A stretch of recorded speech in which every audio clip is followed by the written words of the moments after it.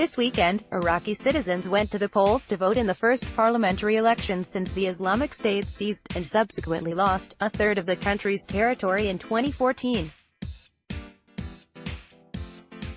For most, the main event has been the intra-Shia competition between Prime Minister Haider al-Abadi's Victory Alliance, former Prime Minister Nouri al-Maliki's State of Law Coalition, and Badr Organization leader Hadi al-Amari's Conquest Alliance, and what it would mean for Iraqi politics if any garners a stronger share of the votes than expected. While the election is of critical importance for the trajectory of Iraqi national politics, the stakes are especially high for Iraq's Kurds, who are looking to undo the damage from the Kurdistan region's September 2017 referendum on independence.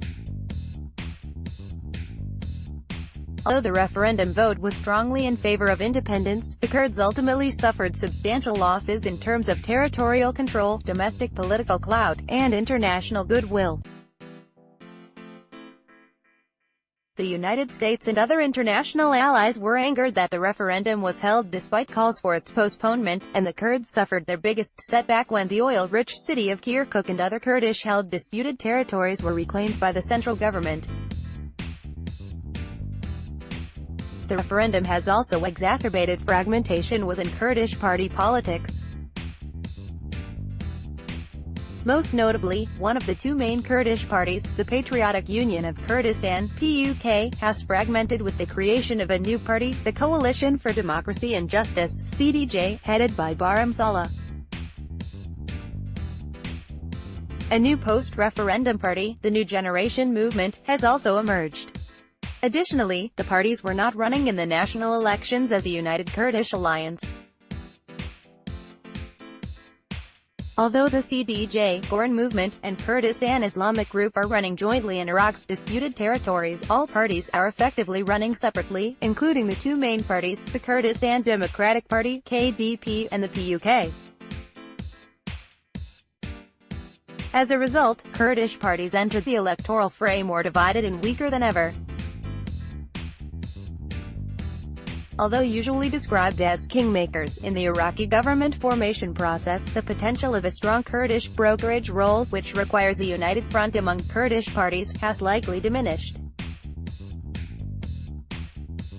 Yet for all Iraqi parties, the May 12 vote is not the end of a hard-fought electoral season, but the beginning of an intense government formation process, a process that can give weaker parties sometimes disproportionate influence.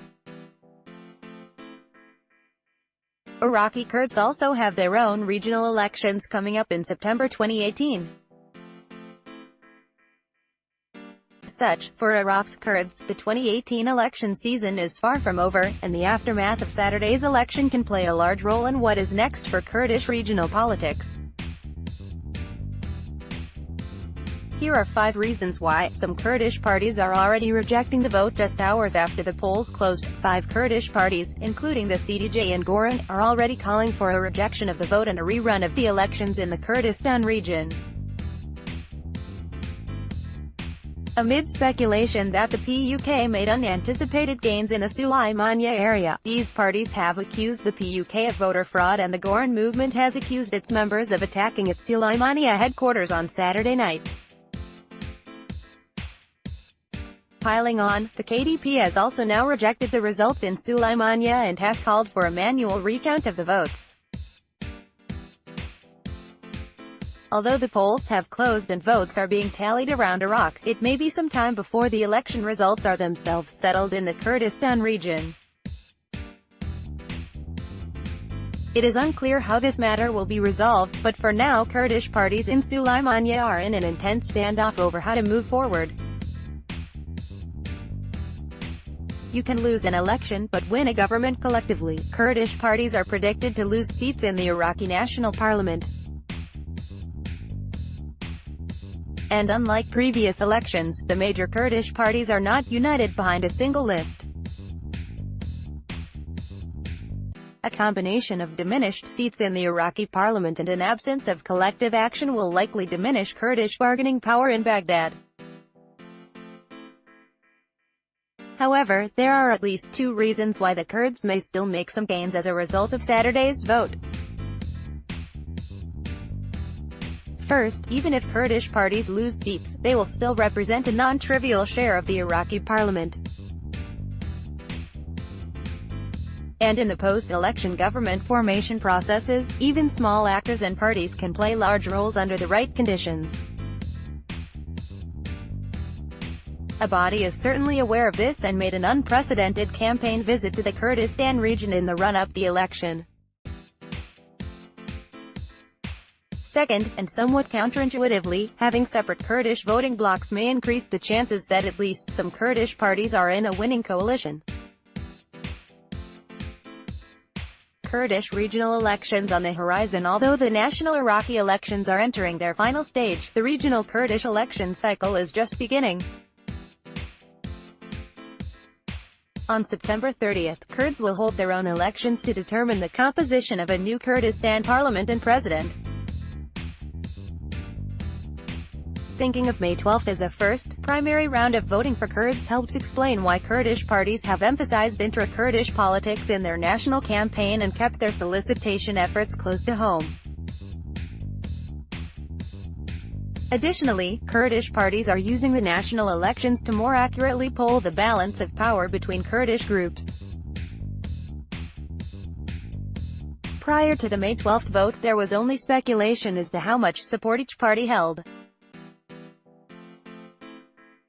Using the national electoral results to gauge each other's real strengths and weaknesses, Kurdish parties can now begin to reassess or fine-tune their electoral strategies for the important local contest in September.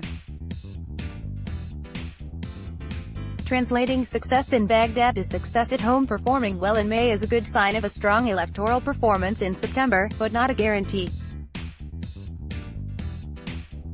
A lot hinges on how May's winners and losers play the hands they are dealt in ways that can garner votes at home.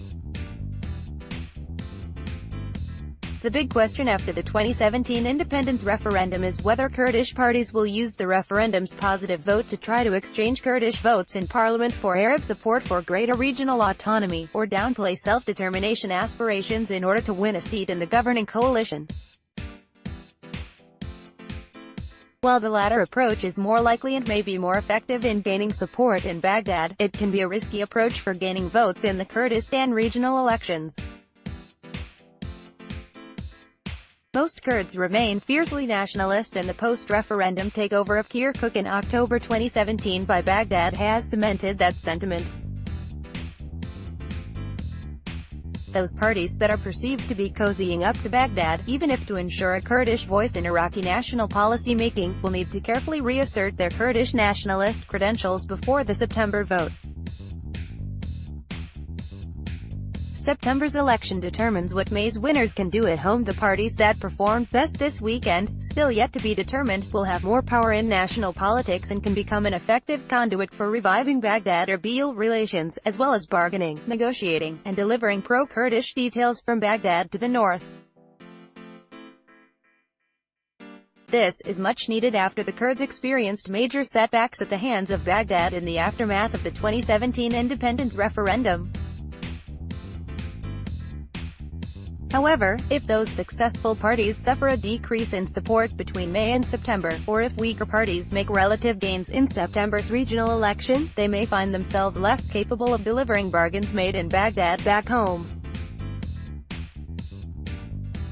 Should different parties hold disproportional influence in Baghdad and Erbil, their respective power centers may ultimately cancel one another out. This may delay a thaw in Baghdad-Erbil relations and heighten an already intense state of competition between the Kurdistan region's primary political parties. Overall, it is still too early to tell how these post-electoral dynamics will play out in Baghdad or Erbil. While Iraq's Kurds may still find a way to salvage a difficult position into moderate gains, the influence of Kurdish parties in Baghdad has clearly been diminished. For Iraqi Kurdish parties, however, the most important vote is still to come.